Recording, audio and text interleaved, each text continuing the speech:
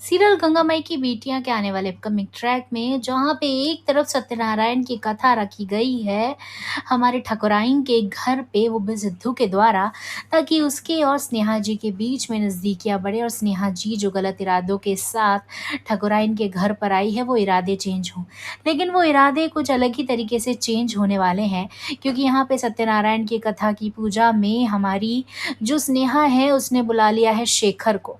अब शेखर को बुला लिया है और शेखर को देख के ठकुराइन बहुत ज़्यादा गुस्सा हो जाती है और कहती है कि शेखर इसको क्यों बुलाया और तुम होती कौन हो किसी को भी इनवाइट करने वाली, ये हमारा घर है और हम जिसको इनवाइट करेंगे वही इस घर में आएगा और ये शेखर ये तो अलाउड ही नहीं है इस घर में। इस बात पे स्नेहा चिढ़ जाती है, स्नेहा कहती है कि ये मेरे भाई हैं, मैं इन्हें इनवाइट करूँगी। लेकिन इस बात पे ठकुराइन इतनी चिढ़ जाती है कि वो खींच कर स्नेहा को कमरे में ले जाती है और उसे अतीत का सच बताती है। उसे बताती है कि तुम जानती नहीं हो इस आदमी ने क्या किया है।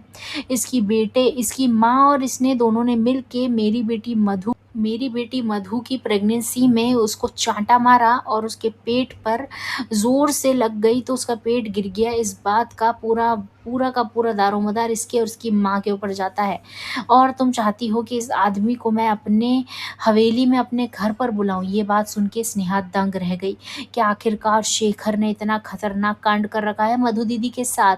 और इस बात को सुन के अब स्नेहा बहुत गुस्से में आ जाती है, उसे ठकुराइन सही लगने लगती है और वो जाती है नीचे और सीधे जाके शेखर को ज़ोरदार चांटा मारती है। वो सारे लिहाज सब कुछ भूल जाती है।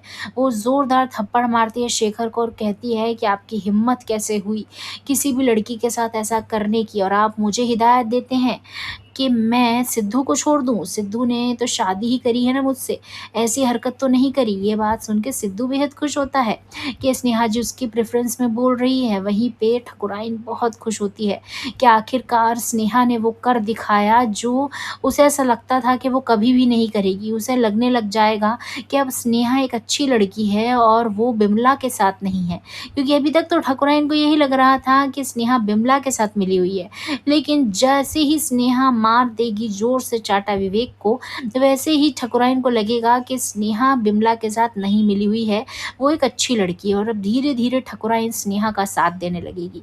इस बात से पूर्वी को बहुत बुरा खटकेगा और उसे लगेगा कि कहीं ऐसा ना हो कि ये स्नेहा धीरे-धीरे ठकुराइन को पटा ले, फँसा ले और अपने आप को बहू बनवा ले। तो होने यही वाला है। तो देखते रहिएगा हमारी की बेटी, एक लाइक करके जाना ना भूलिएगा।